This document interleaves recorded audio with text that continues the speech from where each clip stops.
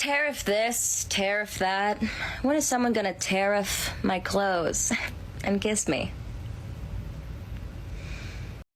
Okay, that was terrible. Ampu, who put that in? Was it the editor? Oh, it was me. That was terrible. I'm gonna ban myself on the channel. But anyway, ladies and gentlemen, welcome back to the desert. Today we're gonna be taking a look at this one right here, this blondie that was almost gonna become a 304, but in the end she managed to find a boyfriend and change her life around. So let's take a look at that. Please like and subscribe if you enjoy the content. We're so close to 20,000 subscribers, and I was notified by YouTube that if I reach 20,000 subscribers, they're gonna award me with a goth girl body. So please, gentlemen, it's for a good cause. But now let's get started. I just got into my first relationship at 24 about a month and a half ago. Having a boyfriend is something that I just thought wasn't meant for me. I literally thought I was gonna die alone.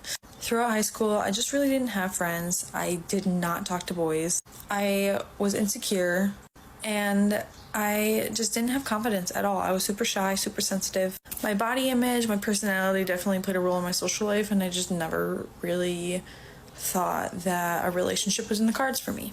But I lost weight and then I gained a little bit of confidence. I started going on the dating apps, you know, I started talking to guys. I started trying to go to the bars, but the bars are definitely not my thing. You know, I met guys from friends of mine, but they just never worked out, you know? Either the guys just wanted sex or they just weren't ready for a relationship. The older I kept getting, the more like anxious I was for a boyfriend, the more anxious I was to have sex. Like I was like, come on, like what the fuck is wrong with me? I got to the point where I was just like ready to just like fucking like get sex over with. Like I just wanted to have sex and I was willing to just give it to anybody. It ended up not getting to that point, thank God. And my first time was with my boyfriend and Wow, amazing. I think she's 24. Let's assume she lost her V card at 23. On screen, gentlemen, you have probably the only woman on earth who is 23, who at 23 was still a virgin. You have her right here, guys. This is like a museum. Take a look at her. Because all the other women, they lose their V card at like 16. By age 24, they already have a body count in the double digits. So there you go. And she was close to that. She was so close, guys. So close to actually becoming a 304, sleeping around with anybody, you know, giving it to anybody. But she remained rational and pure. So, hey, congratulations, you know.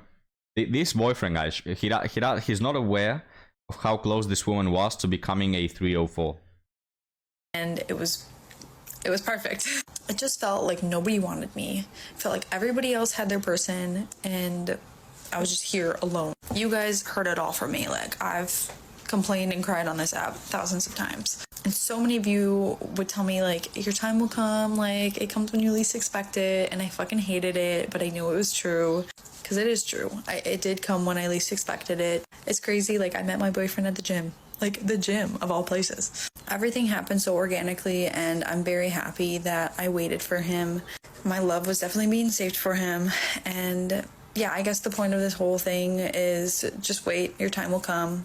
Everybody's path is different and it's okay if yours is a little bit off than the norm. Just wait, have faith, you know, and don't let, you know, society's norms distort your path. You're not alone. But is this true? That waiting is better than sleeping around with strangers? I'm gonna need a citation here, you know? Because as far as I'm aware of, the best way to find your husband and your person in life is to sleep around with drunken guys at 4 a.m. in the morning after a disco behind the next McDonald's you find. As far as I'm aware of, you know? And being on the dating apps for a decade, just receiving attention from anybody, having a roster of men that are using you like a sex doll, you know? That's on my notes. But hey, this woman says otherwise. She says that she's actually happier now that she's waited for the right one. And that brings up also another question. How do you know that he's the right one if you haven't been penetrated by at least 25 guys? How can you know? You have no experience, you know? So many good questions, guys, for the philosophers. So many mysteries that are yet to unravel for our minds. But now, let's move on to our last one, guys. And this one is not related to dating. I mean, it is, because it has to deal with women's attractiveness. But this woman right here, don't worry, she'll pan out, is gonna talk about the TikTok filters. So let's have a look at it.